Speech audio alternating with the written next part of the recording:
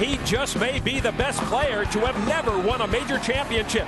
Jason Belmonte has had his opportunity, but has failed to capitalize. Belmo has appeared in 5 of the last 6 major championship finals. His last attempt thwarted by 49-year-old Hall of Famer Parker Bohn III at January's PBA World Championship. Today, Belmo tries again as the top seed at the USBC Masters, and joining him once more on the stepladder is Parker Bohn III.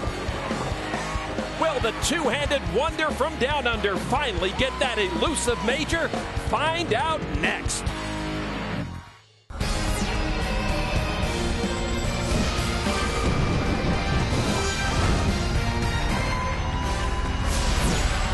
Welcome to North Brunswick, New Jersey, and the venerable Brunswick Zone Carolier for our live coverage of the second major of this PBA season, the USBC Masters. The fans here are ready to see a murderer's row of the game's best, a 5-man stepladder, and for the second straight major, Jason Belmonte, the top seed.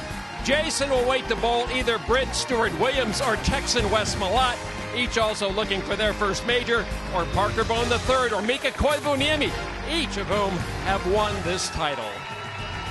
So a huge lineup for you today. Hello, everybody. I'm Lon McCarron. Will this be the major breakthrough Jason Belmonte has been looking for? Or can Major Mika add a 4th to his resume? How about local boy, 49-year-old Parker Bohn III? Can he win his second straight major? I will pose that last question to my Hall of Fame broadcast partner, Randy Peterson. Well, Lon, in order for Parker to do that, he's going to have to accomplish something that's never been done in the history of the Masters, and that's win as a number 4 seed, climb the ladder. You know what? He did it earlier in the season, though, at the PBA World Championships. Parker Bohn III throwing brilliant shots to capture his second career title, taking down Jason Belmonte. You know, he had a little bit of luck, too, along the way. Just brilliant shot making. Parker Bohn III picks up the hardware, his second career major. But I think today there's going to be a lot more pressure on Parker Bohn to repeat at back-to-back major championships. He's got his entire family here. He is the hometown favorite. But you know what, Lon? He does have some good mojo on his side. Tell me. Well, you had mentioned that he's 49 years old. The last person to win a major in this building was last season's U.S. Open. Pete Weber won that, and he was 49 when he did it. The third member of our broadcast team is not 49 years old. It's Kimberly Pressler. Right now, she's standing by with the local hero. Thanks, Lon. So, Parker, we're here in your home state where you've never won, and you're going for your second consecutive major of this season. How does it feel to be here today? Feels great. I'm just going to replay what we did a couple of weeks ago and bring it all home when it's all said and done. Well, talk to me about what you did a few weeks ago when you climbed the stepladder. How hard is that for you to do? Well, you know, it takes a lot of diligence, and you need to really put a focus on every single shot that you're out there to do. And I take every opponent for what it's worth, try to do the best I can in a 5-post 12 great shots. They got their hands full. Well, good luck to you today. Thank you. Lon? Parker Bohn coming up very soon against Mika Koivuniemi. This event is one tough one to capture. A huge field of 468. There were 15 qualifying games, cutting down to the top 63 and defending champion Mike Fagan. Fagan went out early, double elimination match play. The top 2 directly to the TV finals as the first and second seeds. Then a unique 4-man elimination match for the 3 remaining spots. The number 5 seed is a 2-time PBA Player of the Year from Heartland, Michigan, Major Mika Koivuniemi. 45 years old, 14 years on tour, and despite the long career for both Mika and Parker Bohn, this is just the second time they have met on TV. Mika won the title match of the Geico Open in Arizona back in 2005. To start our finals here, the second major of the season, Mika goes Brooklyn. And if you're at home wondering if Mika lost a bet to wear that shirt, indeed he did, to his good buddy Chris Barnes. And Barnes got to design the shirt that Mika would wear on this telecast. And no small feat indeed designing that, Randy. It looks like somebody's nightmare. It is Mika's nightmare. Mika trying to clean up in the first. And he does. And Mika's daughter even had a hand in designing that shirt. The back, the number 5 of Swedish Olympic hockey player Nicholas Lindstrom. The number 4 player owns 33 PBA Tour titles from Jackson, New Jersey. PBA Hall of Famer Parker Bohn III. Well, I told you he was the hometown favorite here, and rightly so. Parker's has bowled a lot of games in this building. Parker Bohn was already a Hall of Famer before he won his first major title. It was this Masters event back in 2001, but not in this house. And of course, the defending world champion going for 2 majors in a row in front of his hometown crowd. Parker opens up in a big way. Well, he did say that the major that he won earlier in the season, Lon, was the biggest win of his career, his Hall of Fame career, for a number of reasons.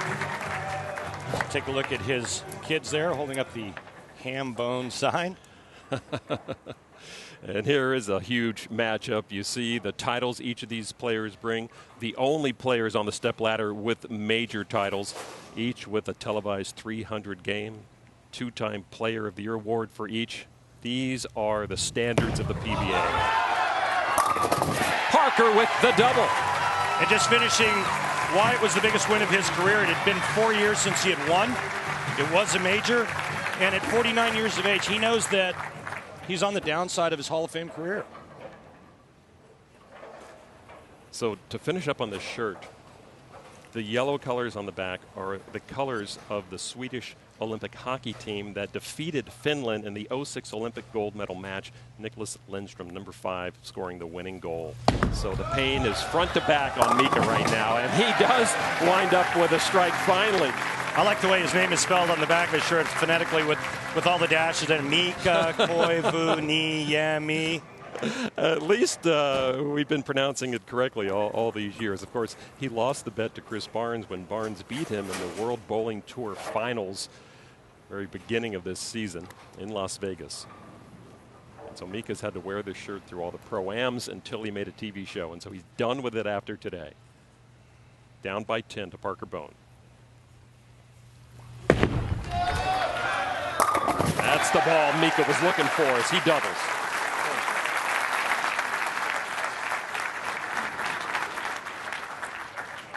Well, he went high the first frame on that left lane, and Mika Koivuniemi just gave it a little more air as Parker Bohn is adjusting the tape in that thumb hole.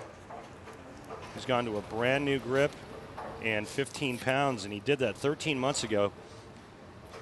He actually is using finger inserts for the very first time in his career. There you see a look, or take a look at the vinyl inserts.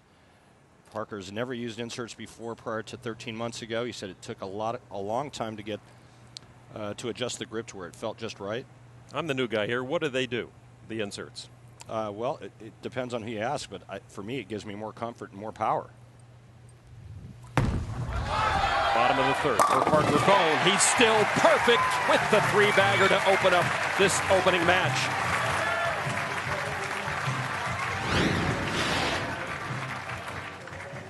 Well, this form here has withstood the test of time. There's something you don't see very often is Parker falling off of his shot. One thing about Parker winning that world championship from the bottom rung of the stepladder, even the day before he was on the bottom rung. He was 24th out of 24 qualifiers and managed to work his way to the title match and win it against top-seeded Belmont. Yeah, that's a hometown roll. Well, that's a great way to start for Parker Bohn III. And, you know, Mika's a seasoned veteran. He's won multiple majors out here, so he's been in this position before. If it was anybody else, they'd probably fold up like a bad lawn chair, but Mika's tough. He's bowled all over the world. He's a seasoned veteran out here. His first win ever at this tournament. Second win came the next year, the U.S. Open. And Mika with a 3-bagger of his own. You see his path to this championship. He lost his very first match, dropped into the loser's bracket, and had to beat really a very tough field of players to get here. Well, anytime you lose your first match in this double elimination format, you're going to spend an eternity in the loser's bracket, and that's what Mika ended up doing. He bowled many more matches than anyone else on this stepladder. But I don't think fatigue is going to be a problem for Mika. Koivuniemi leaves the 10. And now Mika had a tough road to get here, as you saw. And you may have seen this on Extra Frame yesterday. He left the 7-10. He needed it to advance. And he got it. Look at that Extra Frame, brother. That was perfect. And that helped Mika move on to this TV final. A little high five from Jason Couch. Mika converts.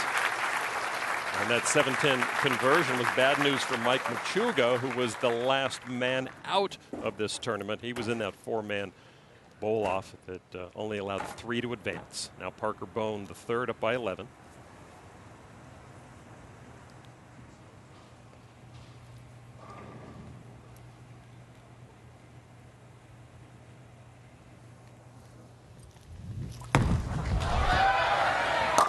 Still perfect is Parker Bohn, the third. And this is not a good sign for the rest of the right-handers as you take a look at Parker's road to getting here. Opened with Andres Lost to Belmonte, Gomez, and the match that really mattered that got him into the shootout was the match against Brian Kretzer. Brian struggled, had an awful ball reaction on the final pair that they competed on. Parker just smoked him with 780 to 5-0. Tough list of players he had to get through, but I'm sure every one of them said, oh no, I got to go through Parker Bohn. Parker comes through once again. It's still perfect with the front 6. Up by 31, hometown Hall of Famer Parker Bohn is in the strike zone, in the Bohn zone. He's going to try to finish off Mika when we come back.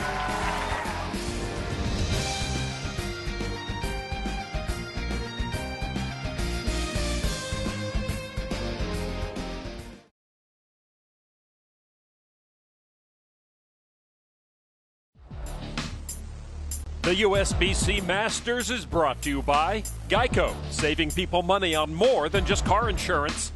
The USBC, enhancing the bowling experience for millions of bowlers. To learn more, visit us on bowl.com. Barbasol, shave like a man. And by Jack Link's Beef Jerky, feed your wild side.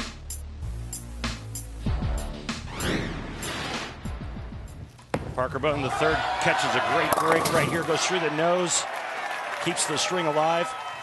Mika does not take kindly to his opponents when they go through the nose or Brooklyn. But look how loose Parker is giving his daughter a hug. How about a little hug from Sydney? There you see it, Koivuniemi down by 31. Parker Bohn perfect through the first 6. The last bowler to throw a 300 game in a major, 1998, Parker Bohn the third. Major. Mika trying to get back on the strike train. And he does indeed. And now you got to look back at that ringing 10 in the 5th frame. So take a look at Mika's arsenal using the Oath. Pretty aggressive equipment, but you know, we talked to Mika about the line he likes to play on this oil pattern here at the 2013 USBC Masters, and straighter was greater for him all week. He liked to stay in that pocket, that zone, that outside part of the lane, and when it started to hook, he just went with more airtime, more loft, never moved his feet. Can Mika keep pace with Bohn? Yes, he can. He just has to bowl his game, be confident in his line. That was key for Mika, is what he told us, Randy. Once he finds his line, he'll be okay. But what do you do against a guy who's perfect? Well, again, you got to look back at the 5th frame. If he strikes there, this match is even. Mika did catch a couple of small breaks when he went just a pinch high and didn't leave a 4 or 9 pin. So, but the one ringing 10 is looming large right now in the 5th. Parker and his 7th is still perfect. Well, and that's a seasoned veteran for you, a Hall of Famer. He gets the great break in the 6th frame, and he comes back and he just goes high flush right there in the 7th. That's why the guy's a Hall of Famer, and that's why he's won 33 times out here. I don't think his form has changed in 30 years, and neither is his waistline. Or his results. I still think he's wearing, size 29s that he used to wear when he first came out on tour. 88 perfect games for Parker Bohn III, the most in PBA history.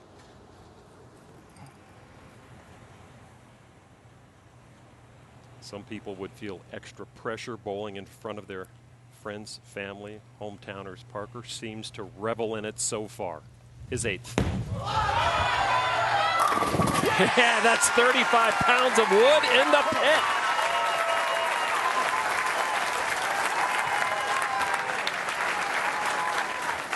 What a great start. The front 8 against one of the greatest players on the planet, Mika Koivuniemi, is right now thinking, I've got to keep striking. I have to strike out, shoot 269 to have any chance. Mika down by 41. The winner of this match moves on to meet Wes Malott.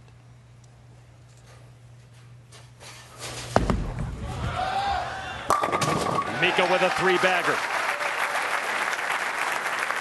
Another one of our versatile players out here. Mika can do it all. He can get in and hook it and open the lane up, but I think he's at his best when he can play this direct line.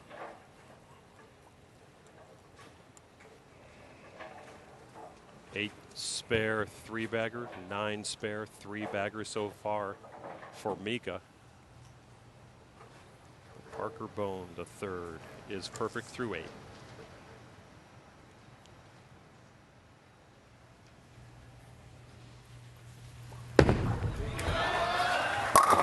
Mika keeping the heat on. He is not going to give Parker Bohn an inch. And we've seen crazier things in this building with Norm Duke striking out 8th, 9th, and 10th frame to force Mika to mark. Mika misses a 10-pin. Norm wins sitting on the bench. Last year's U.S. Open when every match came down to the 10th frame. Right now, Parker Bohn III has got a lot riding on this next shot. Not only perfection, but the ability to advance to the next match. Oh, Parker does not get the kick. Well, this becomes very interesting now because Parker spares here and then goes strike spare in the 10th frame. He'll shoot 269. Mika can still shoot 269.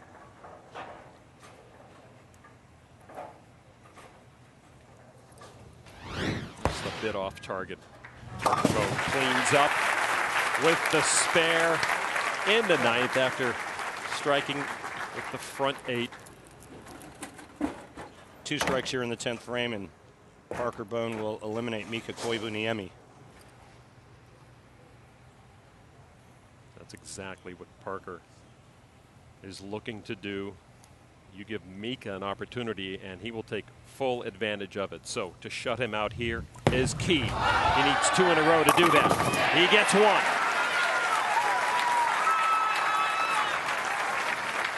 Wife Leslie, she knows the score. Pretty good bowler in her own right.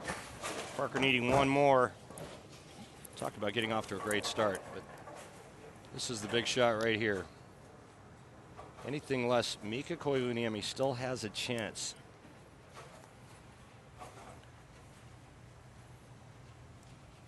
To shut Major Mika out. Parker needs to strike. Can he get it right here? Yes, he can!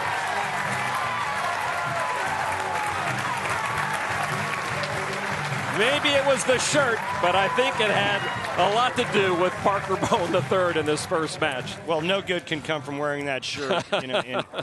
Mika's ringing 10 in the 5th. Parker catches that nose dive there in the 6th frame, and that is the difference in this match. Parker Bohn III leaves the 7-pin, but no matter, he will move on to the next match against Wes Malott. I mentioned earlier, Lon, that if Parker Bohn III gets lined up, and it appears that he shoots 278 out of the gate. This could bode well for Parker being the only southpaw in the telecast, and if you're a right-hander, you don't like seeing something like that, especially early on. It just doesn't seem Mika's comfortable out there today. I thought he bowled a great game until that shot there. But again, getting back to the southpaw, he's got the left side of the lane all to himself. He has experience in match play in this event, bowling 3-game matches and knowing how the lanes are going to break down, and he knows the adjustments to make. So Parker Bohn III moves through with a big win over Major Mika Koivuniemi. Parker Bohn will continue to try to love the home cooking when we come back to New Jersey.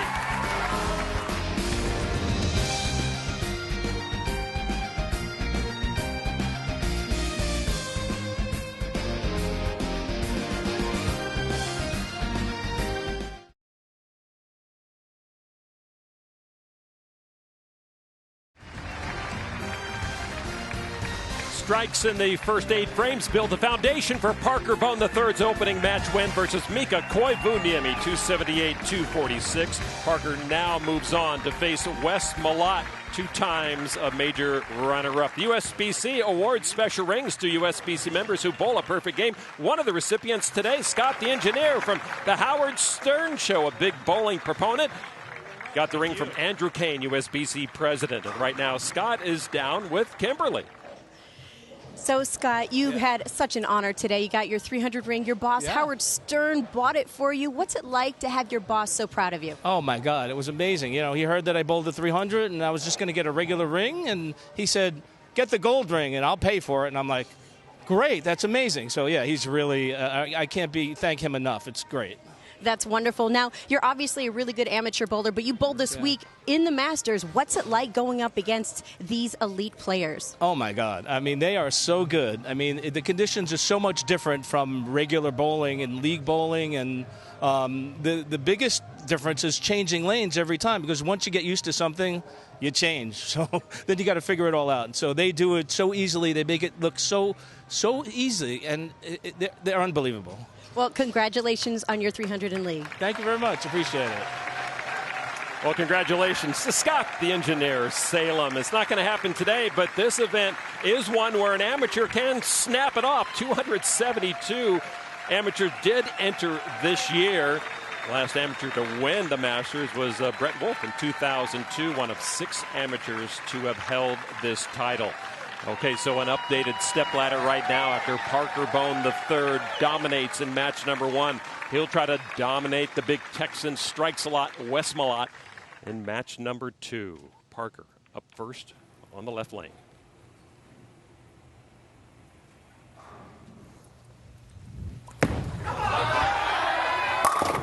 This man knows how to start a match, Randy. Well, we've had high scores throughout the week, and the TV show has not let us down thus far. And Parker Bohn is locked in, lined up. The question is, how long will it last? The number 3 seed is a 7-time winner on the PBA Tour from Pflugerville, Texas. Strike a lot, Wes Malott. 36-year-old. Last won a singles title in 2009. He has won a doubles title since with Norm Duke in 2011. These two are teammates on the PBA League LAX team. As he strikes a lot today, so far so good. Well, nobody struck more in this event during the week than Wes Malott. He out-averaged the planet on this USBC oil pattern. As he's take a look there at the equipment, he's going with something a little less aggressive, a wrecker. But Wes averaged for the week overall 33 games, 240. The highest average by far of any of the 5 players on the telecast. Number 1 seed getting into the match play, so he met defending champion Mike Fagan and dispatched Fagan rather quickly. Second frame from Malott. Let's go, Pflugerville! Let's go, Pflugerville! Hey, wasn't he the guy that yesterday in the interview said, hey, I usually don't get fired up, and I just kind of, that was quite the outburst. I mean, you could be put in the corner for outbursts like that. He did say outbursts like that get his nerves on edge and sometimes don't help him, but apparently he feels the moment is right. So a double for Malott to open. Now Parker Bohn the third trying to match that. 7.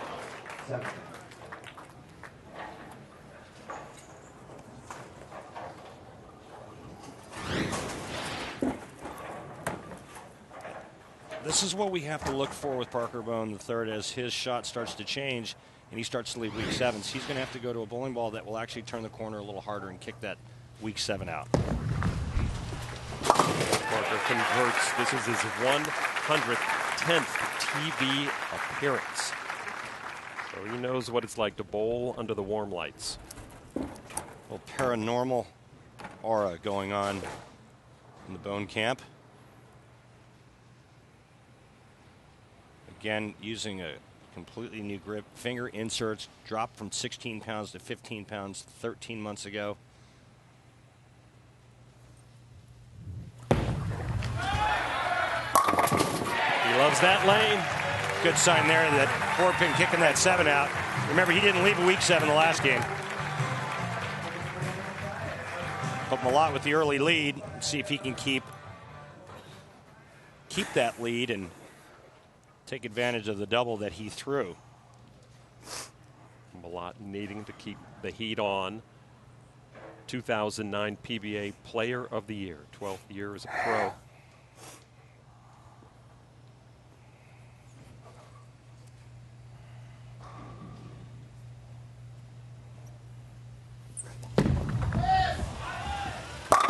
Malott is still perfect. Results have not been up to par from Wes Malott lately, but he says he's ready to win again. Well, just the last, 2 or 3 years since I won Player of the Year in 08-09, a lot of things have been going on just with home with a third child. I mean, I could blame it on a lot of things. And now I actually have some drive and I want to win and I want to get back, where I know I can be. I know if I quit, I'm a wasted talent, and that's just, I don't want to be that person. And, I know I need to be out here. I know I belong here, and that's why I'm here.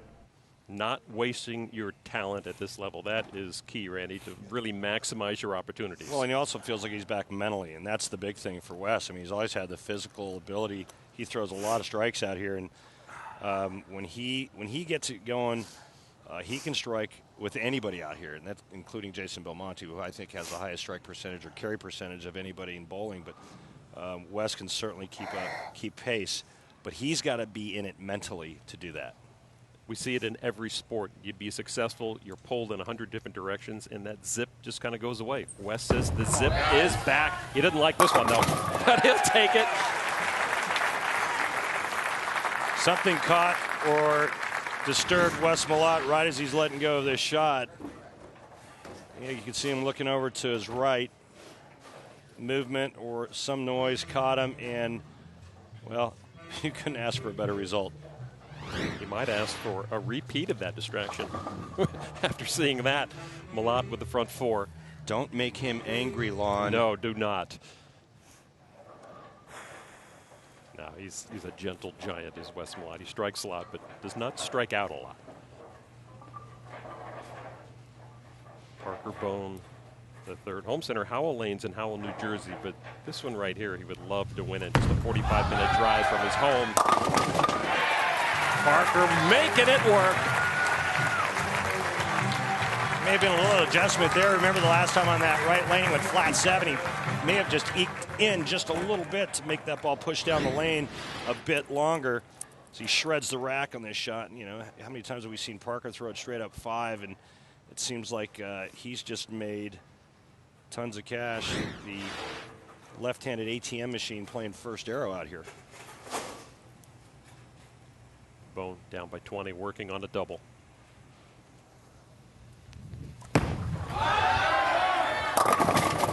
Ooh, 10 pin stands tall.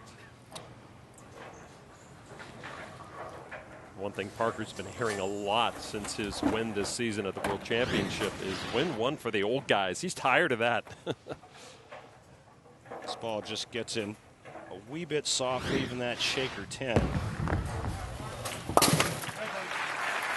And now Parker finds himself down 21 pins. to a guy whose nickname used to be the Big Nasty. I think he likes to go by Beast now, and I don't know, he seems to change that nickname every so often. He's kind of a superstitious kind of guy, and Wes Malott does own Parker Bohn III on TV. He averages almost 270 against Parker Bohn on TV as well. That's just mean. Of course, Wes trying to keep the odds in line. No 4th or 5th seed has ever won this event. Parker coming in as the 4th seed, down right now by 21. Get lucky. Get lucky. Still perfect. Get lucky. The balls just keep ending up in the same spot, right behind the 8-pin in the back pit of the lanes.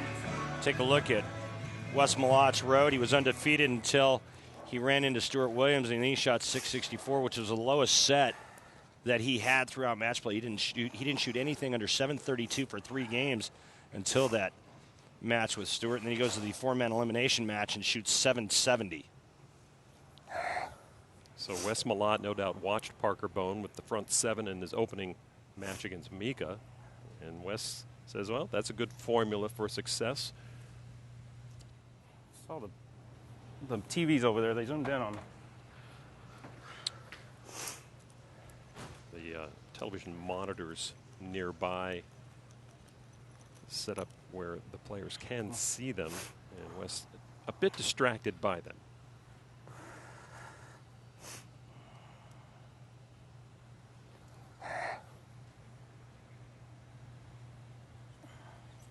Front 5 so far for Wes Malott.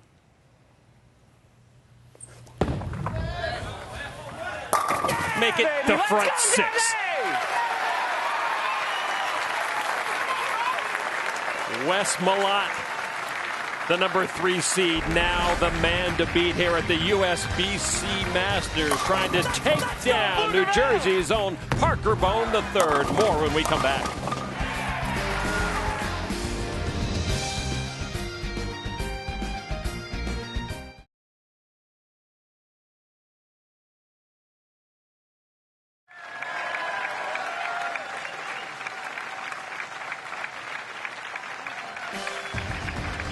Welcome back to ESPN's live coverage of the USBC Masters. After his opening match win, Parker Bohn III finds himself trailing by 41 pins right now, Randy.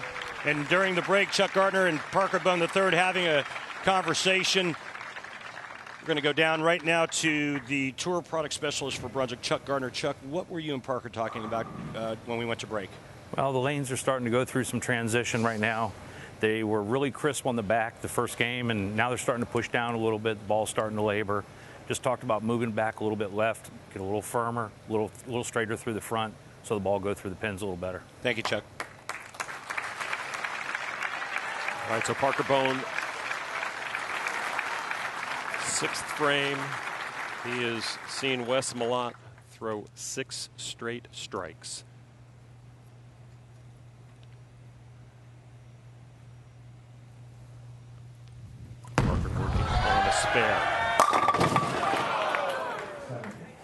Well, after the first game when Parker shot 278 and it was all strikes except for 2-9 spares, he's got to feel like he's on an episode of Punk'd right now, because every ball now is just getting 9.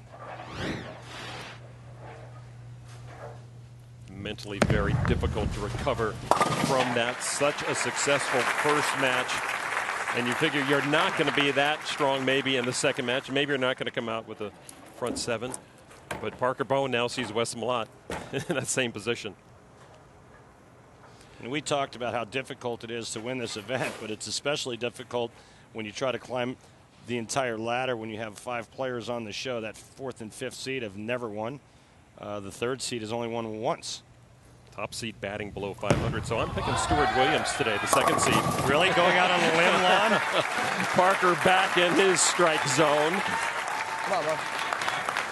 Well, there's still time. Parker's max score 248, but Wes Malott is already in the 240s.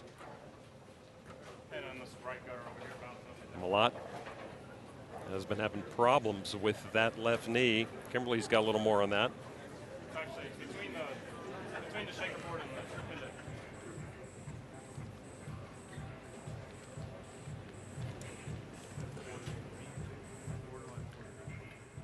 Wes has a torn meniscus that he first felt at the World Series of Bowling late last year, and it really flared up the winter swing in Detroit. And he says a little better right now. And Kimberly does have a little more on this.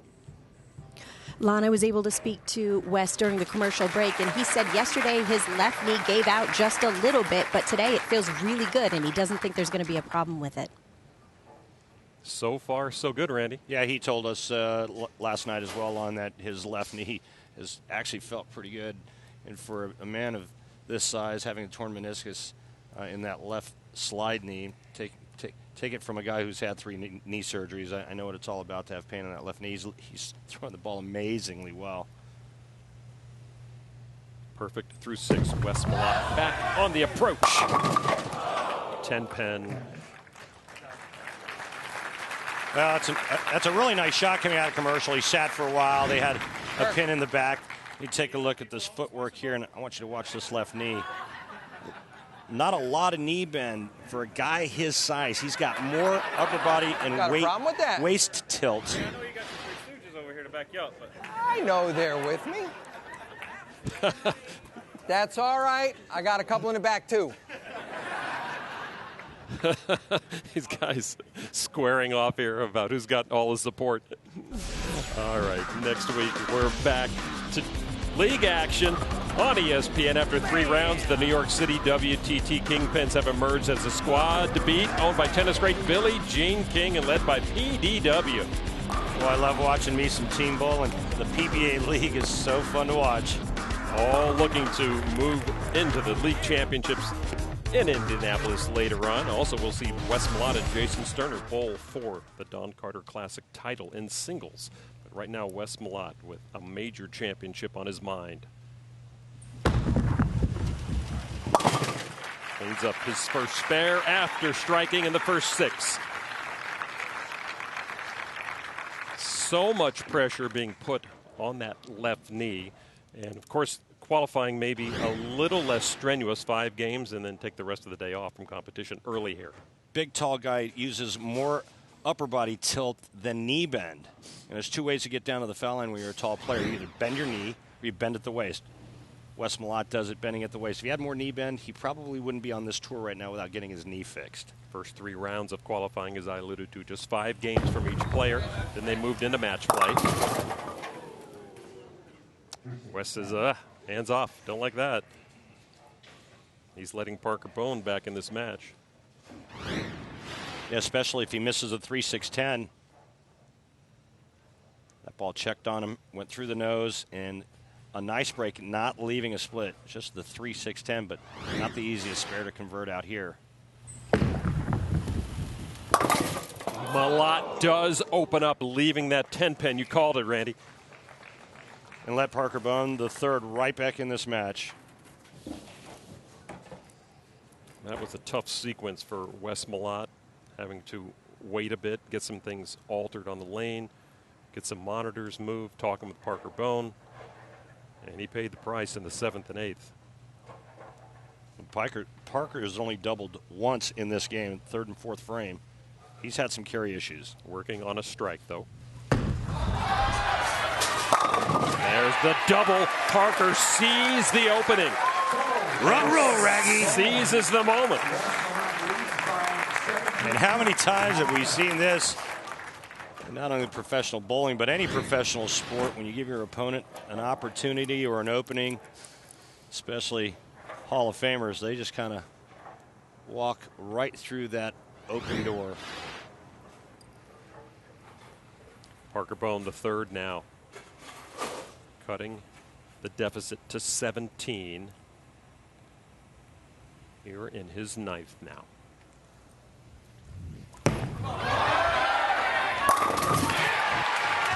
Parker Bohn, the third. That dude's bad to the bone.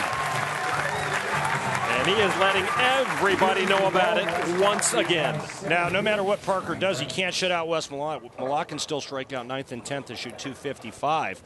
Parker's best 248. But if Wes Malott doesn't strike on this ball, he could lose. Wes Malott knows that as well. Last time on this right lane, ringing 10, great shot out of commercial. Then he stepped up on the left lane and went through the nose, leaving the 3-6-10. Trying to keep his perfect streak alive against TV matches. And Parker Bohn, and there's a messy strike, but it counts. Well, that's why you put spin and rotation on a bowling ball, so you can carry stuff like that, and Wes Malott's got plenty of that. Now, what adjustment does he make here? First ball in the 10th frame. Educated guess coming up on the left lane. Big moment for Wes Malott, trying to chase down his first major championship as the 3rd seed here today. This is his first step, getting by Parker Bohn.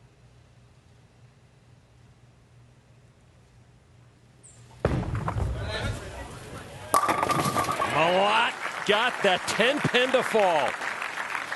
Well, you hear how quiet the crowd has got?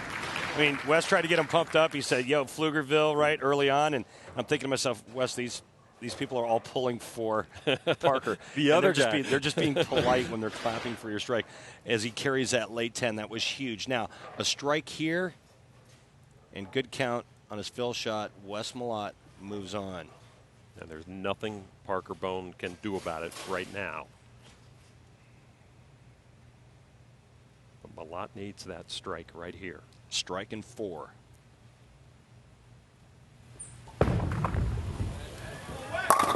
Malott got the strike. All but written down now. A huge moment for Wes Malott. A breakthrough moment mentally in his game. Just when he said he's ready to come back and win. When he's ready and happy to be at the bowling alley. And performing as he did just there. Straight ball coming up down the middle. Great run for Parker. Wes needs to stay behind the foul line. 4, and he moves through. How about 10? Wes Malott defeating the 4th seed Parker Bohn III to move through to face 2nd-seeded Stuart Williams, and the record is intact. No 4 or 5 seed will win the Masters this year.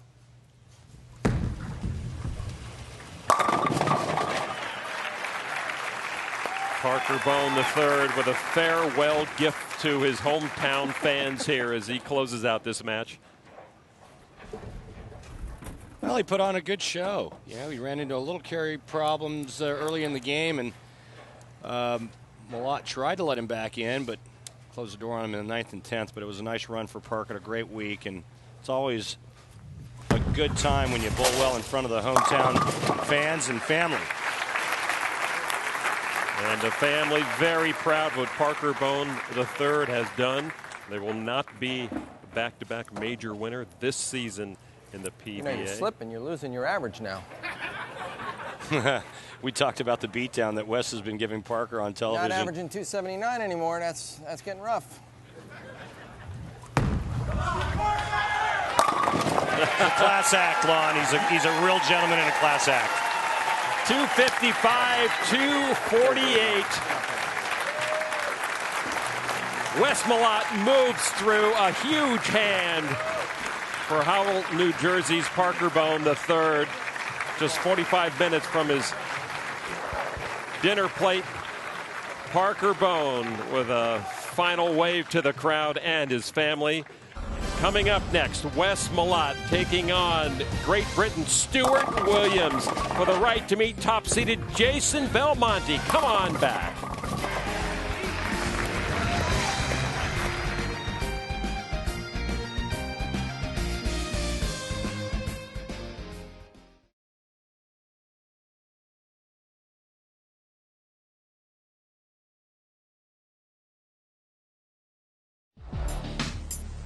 The USBC Masters is brought to you by Geico, saving people money on more than just car insurance.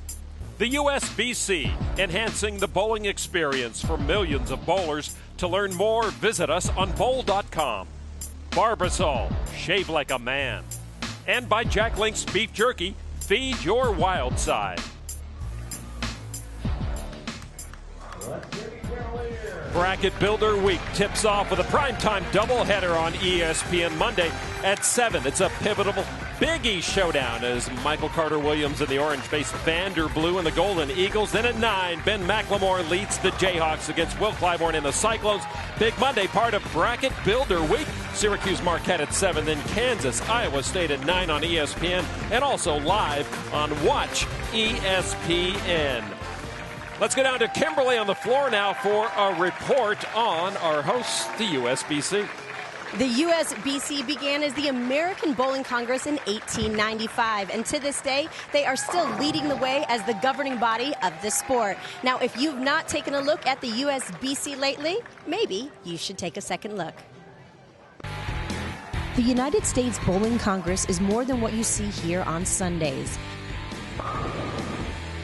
We're the industry leaders in research with cutting-edge technology on the lanes and off, and are literally leaving our mark on every pin, ball, and lane.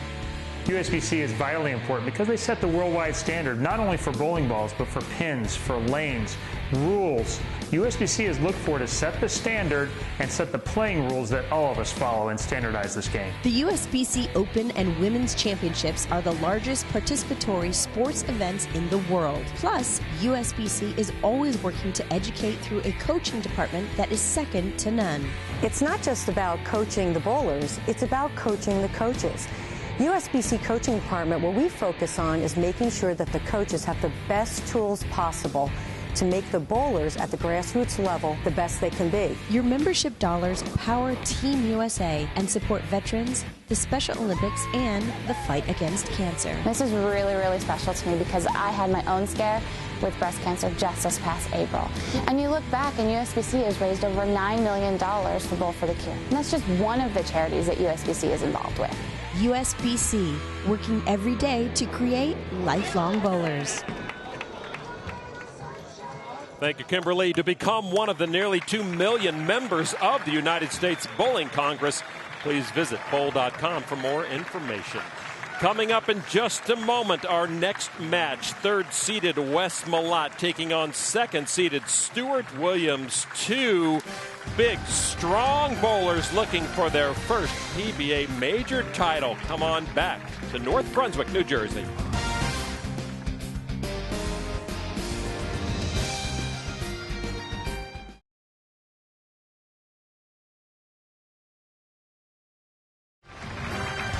Welcome back to New Jersey and the USBC Masters live coverage on ESPN. Lon McCarron with Randy Peterson, Kimberly Pressler. You know, two soon-to-be inducted members of the PBA Hall of Fame are past winners of this Masters event. 2004 champ Danny Wiseman, a 12-time tour winner.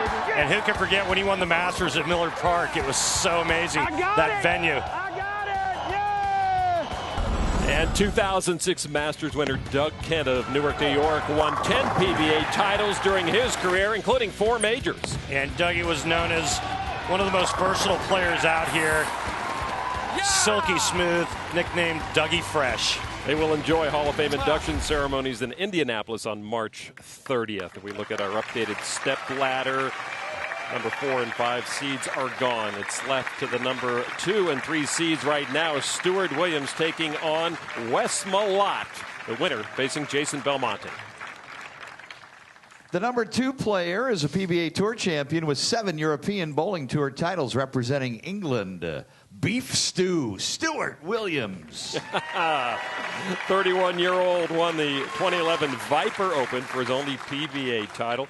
Best finish in a major is 9th at the 2011 World Championships. What a moment for this Brit. But what a match he has on his hands.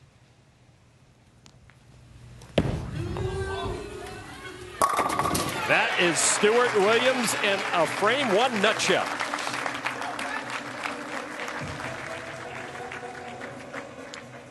Oil pattern here at the USBC Masters, 39 feet in length, and it basically gave the players multiple angles. We saw Mika Koivuniemi going really straight from the outside part of the lane. You're going to see Stuart Williams and Wes Malott play that deep inside line, and then obviously the left-hander Parker had that straight left side all to himself. Now Wes Malott coming off his 255, 248 win.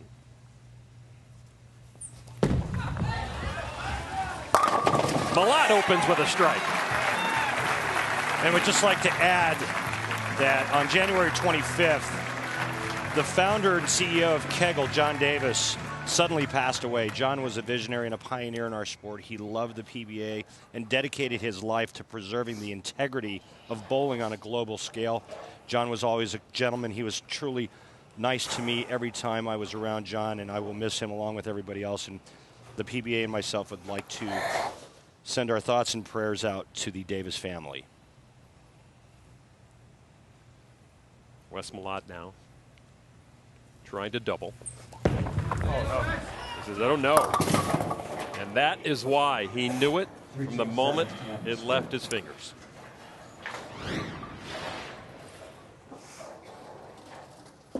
Left of target, you hear the oh no, and right through the nose. Only this time the 7-pin standing with the 3-6-10. Doable though. It's doable. Just get the ball to the right side of the 3-pin, slide it over into the 7. Key moment for Wes Malott here. Can't get it to kick enough. Too big a bite. Regroup. Open frame in the second for Malott. Let it go.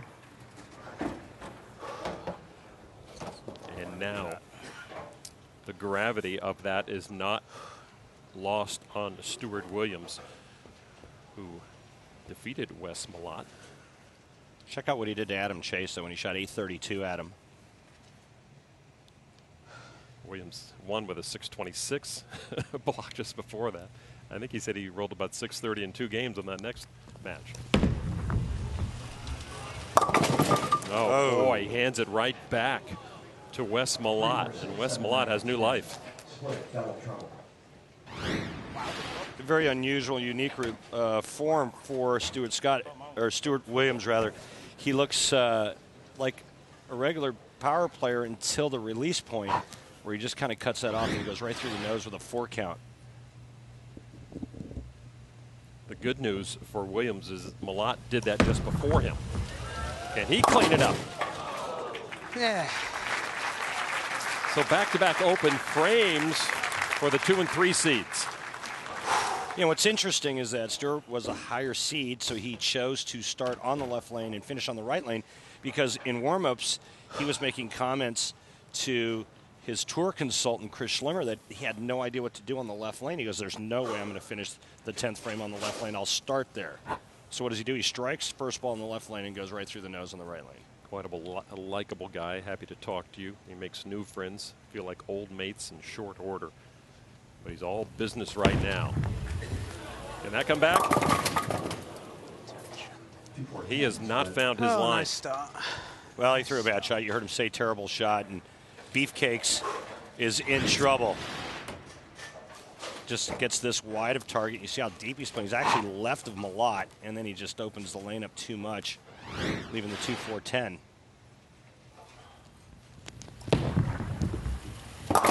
And he converts the split.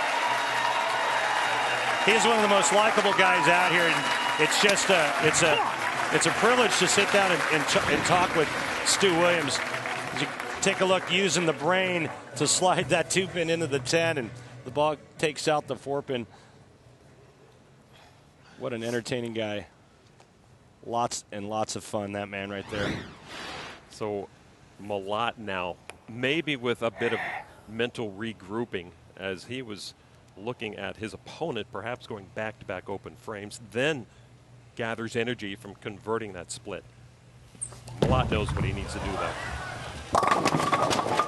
And that's not it. Check.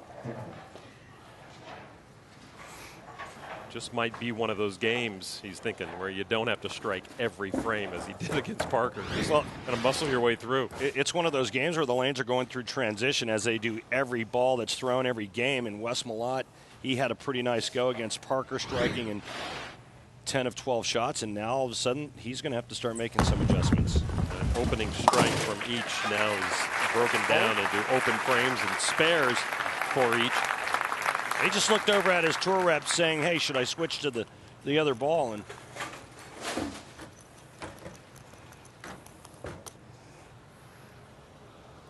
see if he stays with the... Nope, he's going to make a ball change. He He knows what he needs to get the job done. He says it's time for a change.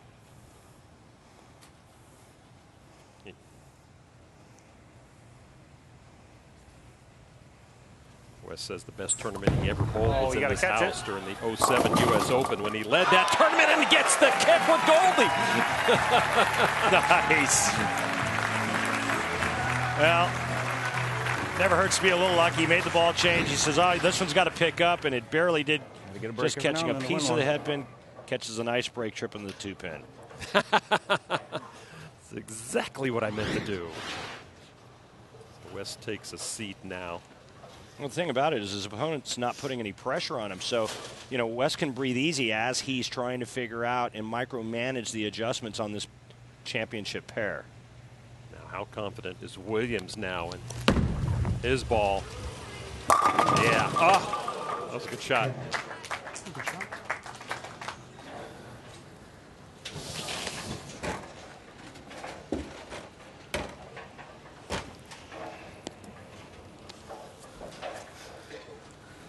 Williams now trying to convert.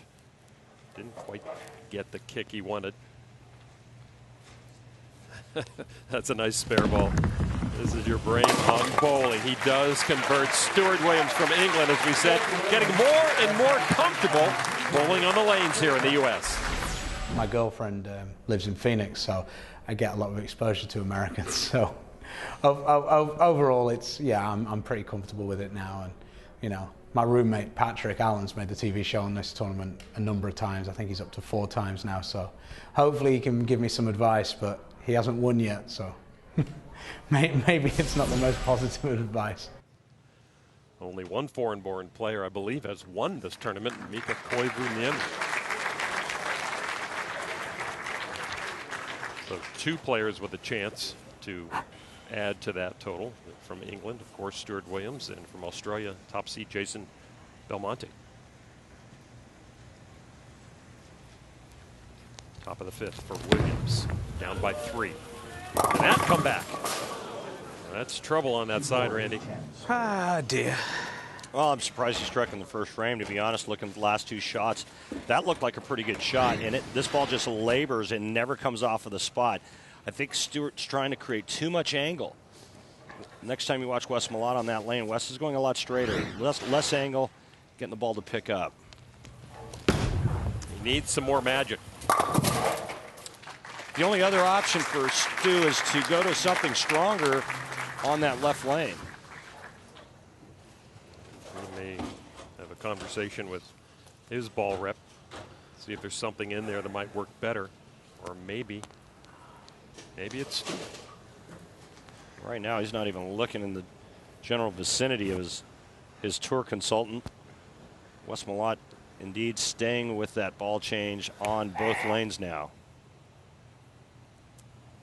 Wes Malott now, who dashed Mike Fagan's hopes of becoming the first back-to-back Masters winner since 1967. Beat Fagan in the opening round. Fagan double eliminated into the loser's bracket as Malott fires back with a double.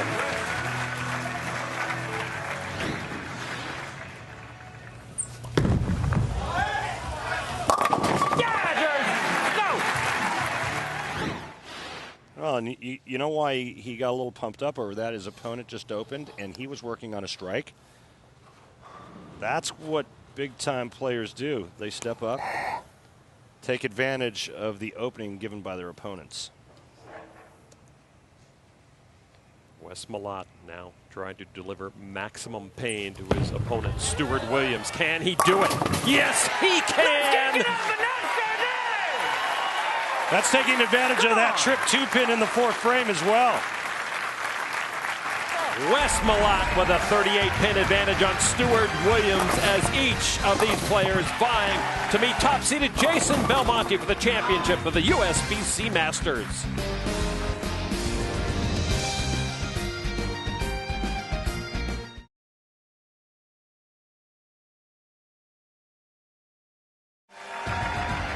Welcome back to New Jersey, the Brunswick Zone Carolier. There you see the score. Stuart Williams, the 2nd seed, trailing by 38 pins against 3rd seed Wes Malott. Earlier, Del Ballard Jr., the Storm Tour representative, was talking with both Stuart Williams and Wes Malott. I think I'm still going to hook it on the right lane. Okay. I think I'm going to throw it straight in the left lane. Okay. Just because there ought to be plenty of hold on the left. Just because I can't see that they're going to be the same. So, right. I mean, I've got one guess. I mean, I didn't think that one was that bad on the right lane. I moved. I thought it was good. I actually moved an extra one. Okay. And just tried to stay slow with it. It wasn't bad, and that's why I said, okay, I had to give it a chance. Sure. Because I didn't want to go face. Yep. And I didn't, because, I mean, the first one was obviously deep. Yeah. So anyhow, but you made then we switched. I missed it. So for moving. Dale Ballard, Jr. Hall of Famer, giving some great advice. Stuart Williams is going to make a change, but only on the left lane. He's going to change balls. He's going to go much straighter. Try to get into that same zone that Wes Malott is playing. I think Wes is probably okay, even though the three-bagger that he's thrown was a little shaky with the trip two. He did go light mixer, and then he had the flush shot. So right now it's going to hook it on the right lane, and he's going to try to go straighter on the left lane. And a fine line that Dale Ballard Jr. has to walk, too, isn't it? Working with both players here in this championship. Williams, you got a taste of the pressure these guys are under, trying to figure it out halfway through this match. Right. He's figured it out. Well, he just changed his mind because he wasn't going to change and go straight on both lanes. That's what he told Dale Ballard. He's now gone to a disturb. I don't know if he's going to throw the other ball on that left lane. He tried hooking it on the left lane. It was a disaster. He's going to stay with disturbed on this left lane, and he's going to go straighter, I promise you. Williams' first strike since the opening frame in this match against Malott. Malott, who has struck 4 of the 6 frames. 1 open frame for Malott, 2 for Williams so far. Down by 38, Stuart Williams. Wow. Not over yet! It's not over yet! I mean, that's a good 15 boards right with a ball change. He takes his hand out of it, goes nice and firm and direct, and goes flush, back-to-back shots to let Wes Malott know, hey, this isn't over. Bit of a wry smile on Williams' face, and that also lets Wes Malott know this ain't over. Maybe trying to get into Wes's head. Williams loves the mind games of bowling. He loves the match play leading up to this stepladder format because there's more opportunity for head play with your opponent. Wes does a lot of this throughout competition, adjusting tape in his thumb hole. He uses a lot of rosin, and he's always adjusting tape in that thumb. Well, the message from Williams was sent loud and clear and received by Wes Malott that maybe Williams has figured something out. Malott, though, has to be confident just to keep up what he's been doing, working on a 3-bagger. And Wes Malott keeps doing what he's been doing. Nice adjustment. He goes to the gold ball. He stays in that same kind of zone. He doesn't try to open lanes up too much. And he had something that nobody else had this week. With that release, he could get the ball to feed to the right and recover off the spot down lane like nobody else could. And that's why he led all averages at the 2013 USBC Masters. What a lineup in this stepladder finals for the second major of the PBA season. And Randy, the oil pattern, bringing so many options to the players. And you called it. You said it was going to be fun to watch. There's so many options of attack, and they're using them. Oh, and Wes Malott now kicking himself.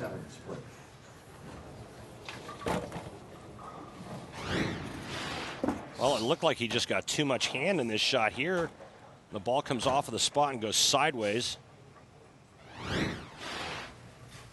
Looking for a miracle spare. Malott just content with the 2. Well, you got to watch the splits here, too, because as we saw earlier in the telecast, Mika Koivuniemi bouncing the 10-pin out, converting the 7-10 split. You can bounce pins out here, throwing it hard and straight at splits. But right now, Stuart Williams makes the big change. He's working on a double. He can cut the deficit with 2 more strikes to just 3 pins. What a time in this game for Stuart Williams to figure it out, just as Malott stumbles with an open frame in the 8th. But indeed, has Williams figured it out? We'll find out right now. Oh boy. Look out. Come on, let go of it. Come on. It's not difficult. Just let go of it. Come on. Well, this is just a big pull left shot. You can see this is a good 3-4 arrows left of the last ball that he threw on the right lane, and he's just disgusted with himself throwing a bad shot. The pressure of the moment perhaps bearing down on Stuart Williams. And that had some mustard on it. That had some anger with it. Here's what Stuart was doing on the pair prior to the change. You can see he's trying to move in and really circle it, but here in the 7th frame, he moves about 15 to 18 boards right. Not over yet! Goes with that straight firm shot. Unfortunately, the last shot on the right lane was left of target. Now he needs to regroup, give himself some kind of chance. He can still strike out for 198. Malott gave him the chance. Williams did not take advantage of it.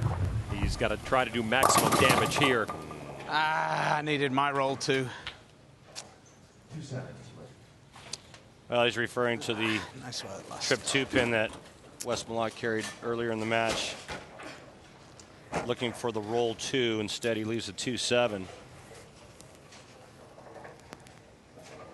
Quickly to convert the spare, Stuart Williams. He got it. Well, not textbook, but it's still a conversion. Big trouble now. Wes Malott needs to just fill frames. There's nothing Stuart Williams can do. Wes Malott's at 203 right now. In fact, if he marks here, he really doesn't need to do anything in the 10th except keep it on the lane. See the trophy on the left edge of your screen, USBC Masters trophy. One more match to be contested after this one. Top seed Jason Belmonte waiting in the wing. He says that's better, and he's right. Yeah, that's pretty much all she wrote now, because even with an open frame in the 10th, Wes is going to be in the 190s, and the best Stuart Williams can shoot is 186. But Wes needs to figure something out and figure it out in a hurry on the left lane, because I don't think 2-0 is going to be enough to beat Jason Belmonte. Well, in this semifinal match, maybe he was working on a new nickname, Strikes Enough, Wes Malott. I think he likes the other one better. Because Stuart Williams so far just with 3 strikes in this match, 3 open frames. Trust it that it'll come back. Now, how is this going to play into Malott's mind going forward? Well, I'm going to go out on a limb and say Belmonte's going to make Wes Malott finish on the left lane. The left lane looks to be the tougher of the two for Wes Malott. Both players will be trying to win their first ever major. There's going to be a lot of nerves involved, but Wes has to figure this lane out. This next shot for Wes Malott, even though the match is over, is huge, because this basically gives him the read and reconfirms in his mind how he needs to play the left lane. So Wes Malott already playing the championship match with this ball here in his mind. He has to throw his best shot here to set his mind in the proper place for that championship match against Belmonte. Wow. Let's see what happens. Well survived. Huh? I said nice survival. These two pros, good friends. There is Jason Belmonte, and you see that the monkey, he's trying to get off his back. Anytime the lanes start to go through transition and get gross and ugly like they appear to be doing right now, Amazing how easy it is when you that's got to relax. favor Jason Belmonte. With all the power and the speed and the stuff that he can put on a bowling ball, it's almost unfair. Wes Malott's going to have his hands full in the title match. So Stuart Williams, with one PBA title already won, does not come through with a victory here to give himself a chance for his first major. Should have been fine. And now he's doing a post-mortem on his match right now with Del Ballard Jr. As he says, maybe now I've figured that out here with 2 in the 10th so far. 4th year pro.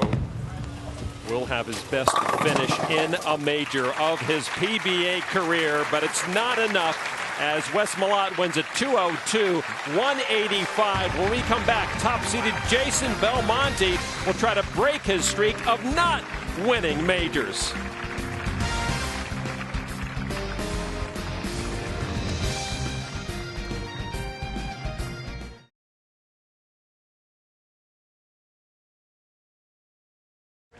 Welcome back to our live coverage of the USBC PBA Masters from the Brunswick Zone Carolier in North Brunswick, New Jersey. Lon McCarron, Randy Peterson, Kimberly Pressler. Our championship match coming up in just a moment.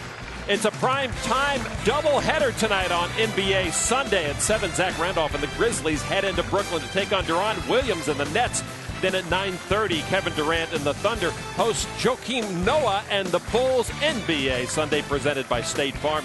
Grizzlies Nets at 7, Bulls Thunder at 9:30 tonight on ESPN. You can also watch live on Watch ESPN. A memorable moment last year's championship match as Chris Barnes tried to take down Mike Fagan. Barnes started quickly, but Fagan, more importantly, finished strong with 7 consecutive strikes to take control. Barnes looking to become a Grand Slam winner on the PBA Tour. Could not finish it off.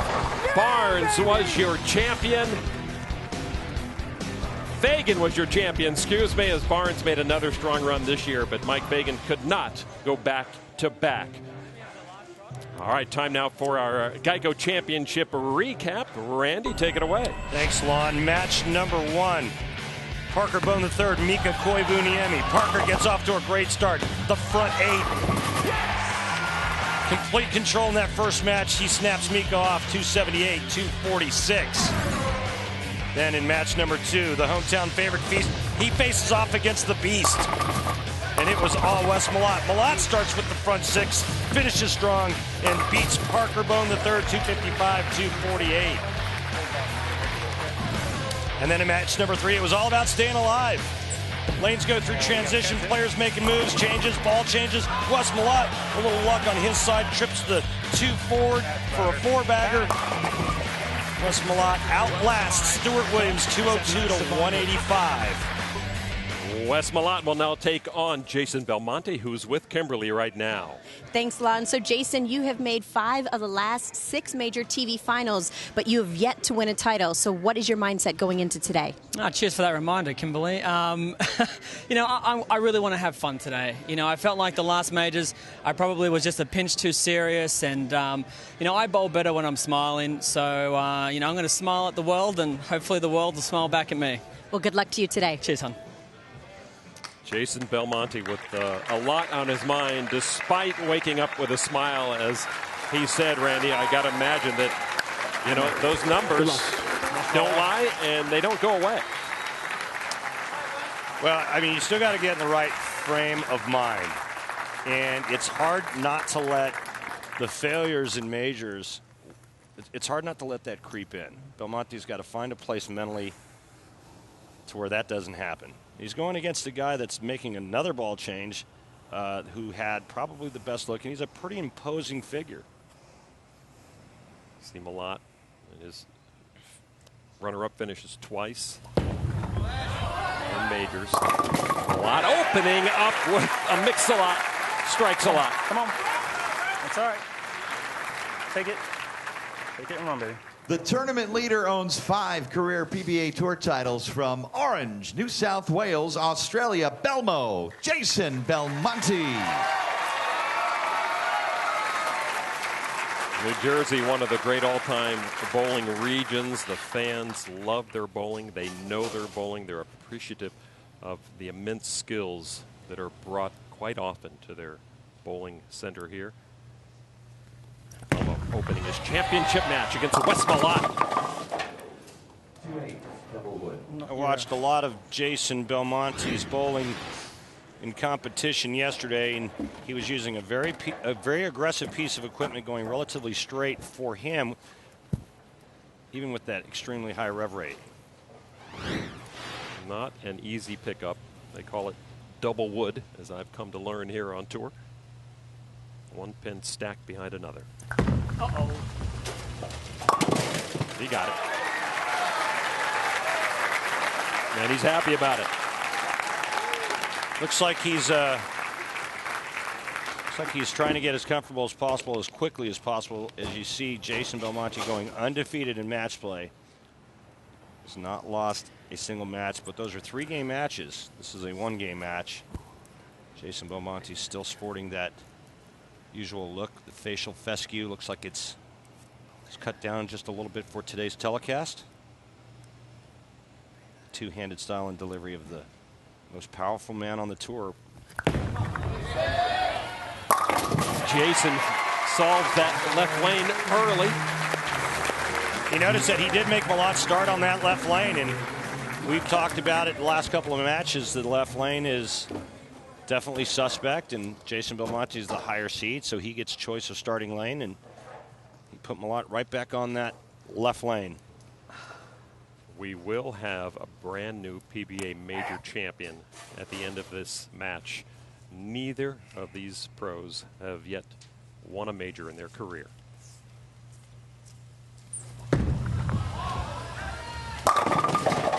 Ten-pin. Gotta let your hand roll around it if you want it to continue, baby. Come on. So what Wes Malott means by that is that ball hit flat, leaving the flat 10. Watch this ball enter the pins. 6-pin goes to the sidewall and just lays there kind of dead on arrival. What Malott was referring to is he has to get his hand around the side of the bowling ball more to get it to finish harder in the back part of the lane. Spare conversion for Wes Malott.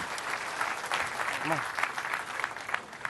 Extra Frame, the PBA's online video subscription service, now available as an app for your mobile device. Check out Extra Frame on your iPad, iPhone, or Android. Extra Frame features live streaming from all PBA Tour events and select PBA 50 and PBA regional events. Don't miss any of the action. Head to PBA.com. Click on the Extra Frame banner ad for more info.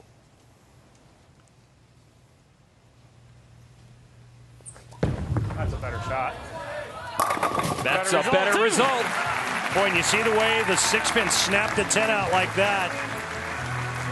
Malott called it right out of his hand, and this is just beautiful pin carry and pin reaction. Anytime a right-hander sees the 6-pin go to the sidewall and snap the 10 out like that, that's a great sign.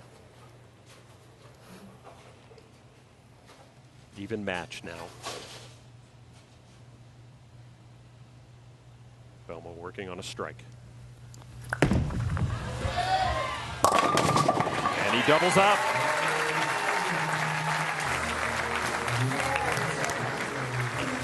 Using a loose and extremely aggressive piece of equipment, and the reason for that is because of his high rev rate. He wants the bowling ball to actually read early so that when it comes off at the end of the pattern, it's going to be much smoother. He also accompanies that by throwing it at a very high rate of speed. Belmo with 9 TV finals appearances last season, 8 singles, 1 double. Fifth year on tour. The crowd, if it's not Parker Bohn III, they love to see this two-handed bowler. The one thing about watching Jason Belmonte that's extremely impressive to me is that I think he has the highest carry percentage of any player on the tour, meaning that when his bowling ball hits the pocket, it strikes more often than anybody else on the professional bowlers tour. And when you ask some of the players, they'll even tell you it's somewhere close to the 80% range. Which has made him the scoring average leader so far in the season, as Malott answers with a strike of his own. 3 in a row for Belmo, 2 in a row for Malott. You can see a little bit better go on the right lane for Wes Malott, but that's been the case with the exception of the first match between Parker Bohn III and Mika Koivuniemi. The left lane has been the trouble lane.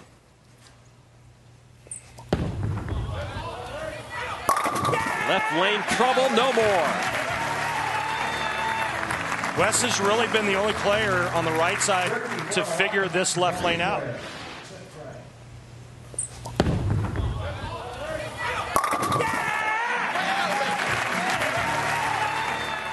The primal scream from the Texan. Primal. He's getting medieval and primal right now. He's like, hey, Belmo, let's go. So a triple for Malott.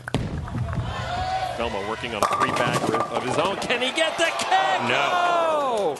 And just when I was talking about how great his carry was, he gets a bad break there with the messenger. But you watch the two-handed styles and the two-handed players. Jason Belmonte by far has the best touch of any player I've ever seen throw it with two hands. Oh. He can do lots of things to the bowling ball. He can tilt that rotation. He can throw it. He can throw it fast. He can throw it straight. He can hook it. But I think the one advantage that he has over the other two-handers is he's really good at throwing it slower.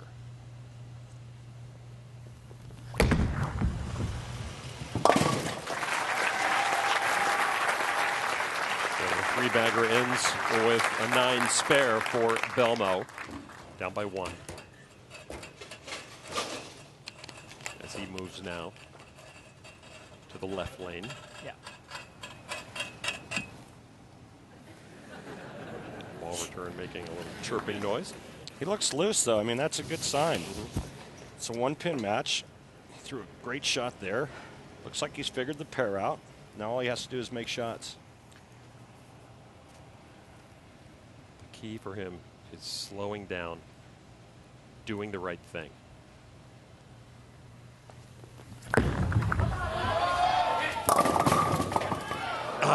Again, doesn't get that messenger. It was on its way, got waylaid. Well, that was a little light into the pocket. As you take a look at some other finishers, Mike Machuga had a wonderful week. And what can you say about Walter A. Williams Jr. still getting it done? They call Janowitz an amateur, but he's out here a lot. He's a very good bowler. John Janowitz is a great player. Barnes finishes 14th, trying to become a Grand Slam winner on tour. Patrick Allen, 16th, still has some magic in his bag. Stuart Williams, tour roommate, finishing 16th. Nice week for Patrick. Spare for Belmo. Now, this is where the big guy needs to start imposing his will. You know, Belmonte was on 3 in a row. Wes throws 3 in a row to tie the match. And now it's time for Wes Malott to really lean on his opponent. He does like this house. As we mentioned, led the U.S. Open before PDW won his 4th U.S. Open in this building back in 07. And Malott coming through. He is striking a lot. He's keeping his composure, not getting too excited. He's got to stay in the moment. Lots of bowling left. 36th TV finals for Malott. Most recently, you saw him on the Japan Cup on ESPN earlier this season. Very interesting start. Watch Malott pull his thumb out of the bowling ball and insert it right back in as he gets started. Is that just to make sure he can pull it out when he gets to the line? Oh, God. Oh, no, he couldn't. You hear him? Wow.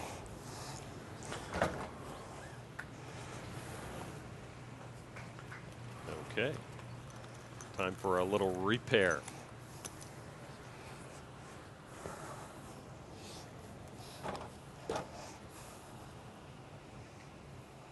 Malott, for as big a guy as he is, he's been known to have some rabbit ears. He knows what's going on all around him. And you just got done saying how that was so he could get his thumb out of the ball.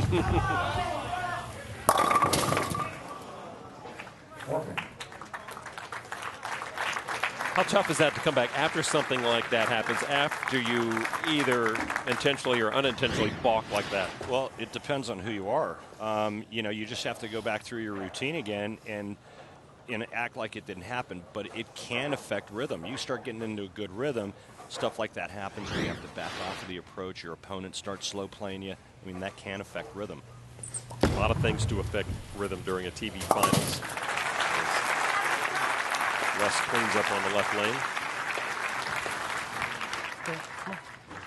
Just do it a little cleaner. Malott up by 11 for the moment, but Belmo to bowl now the bottom of the 7th. USBC Executive Director Stu Upson will see a brand new major champion take his title home today. That tracked the entire way. And again, I'm going to say it for the last time with 3 frames to go. This match is going to come down to who can strike on the left lane.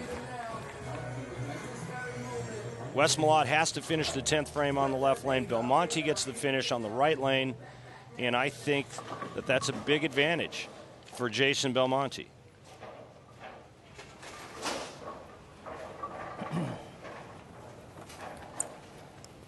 As the top seed in Stepladder finals, Belmo is winless. Let me rephrase that. Belmonte gets the finish on the left lane.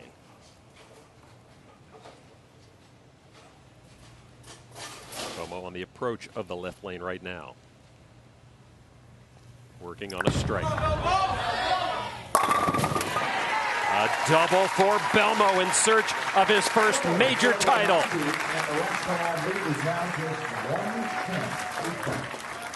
It's a one-pin match. I think it's a big advantage to be able to finish on the right lane. Belmonte, for whatever reason, likes this lane. Remember the last time on that lane he went really light, but this time it's perfectly high flush to carry the double. Still think whoever finishes on the right lane has an advantage. I think it's more predictable between the two lanes. Malott will finish on that right lane, as you said. And here Malott on the right lane with the strike.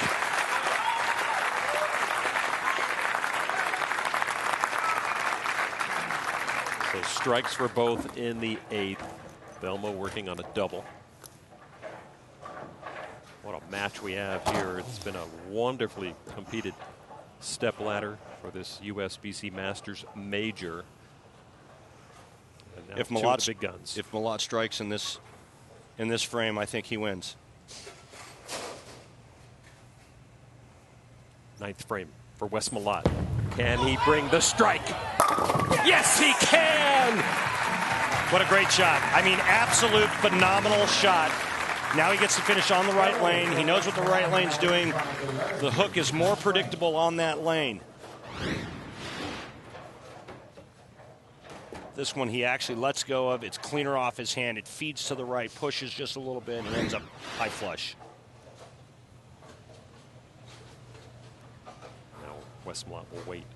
What will Belmo bring to the right side? He brings them all down is what he does.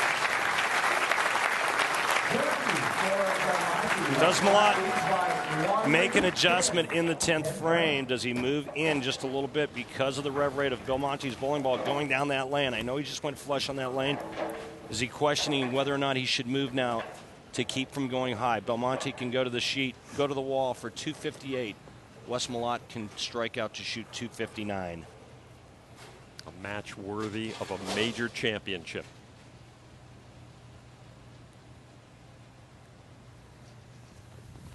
Keep the heat on. Jason Belmonte. Yeah, that's perfect. And there you see that great pin carry. It's what revolutions and power will get you. That 10 pin just got knocked silly by the 6. Jason Belmonte, 2 more strikes here. He will force Wes Malott to strike out. Whatever Belmonte does in the 10th frame, Wes Malott must do to win.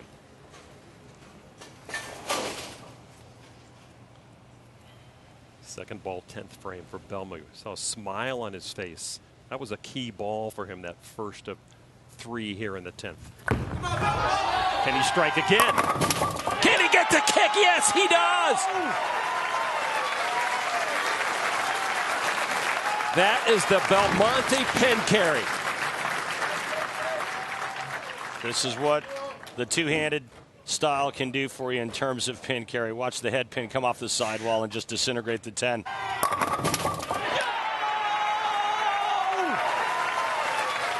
Remember, he can't shut out Wes Malott. But so far he has forced Malott into 2 straight strikes when he stands up.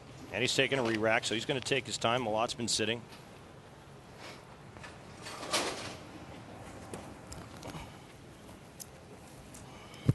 Boy, the look of determination on Jason Belmonte's face.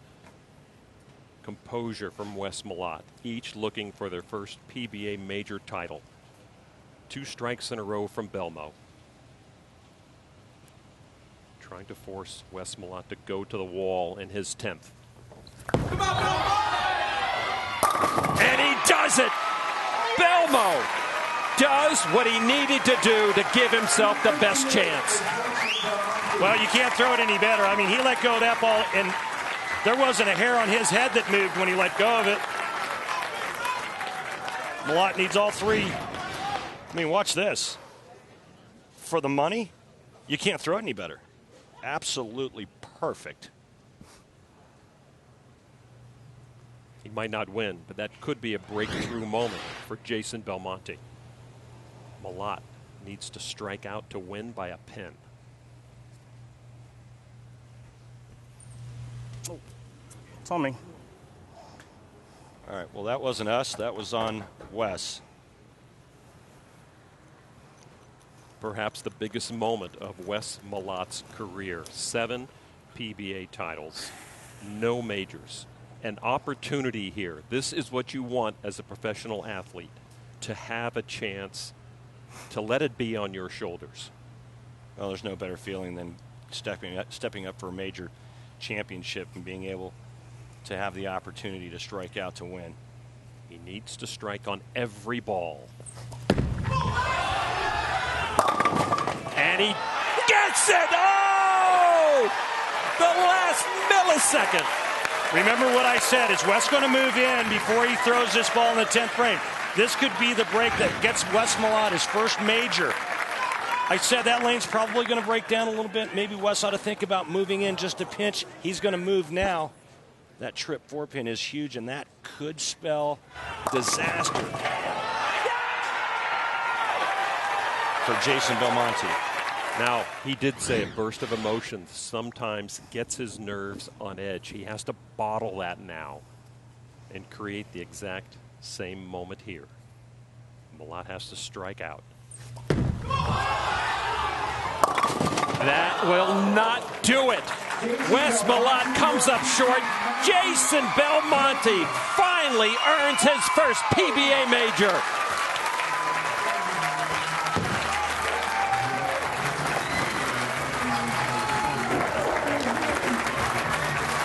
A disconsolate Wes Malott takes his leave. Jason Belmonte takes his trophy. Better add his name to the top of the list for Player of the Year as well with Scott Norton. The best company in the world. Stop. Belmo has finally done it. And we will hear from our newest major champion when we come back. Thank you, everybody. Woo! Thank you.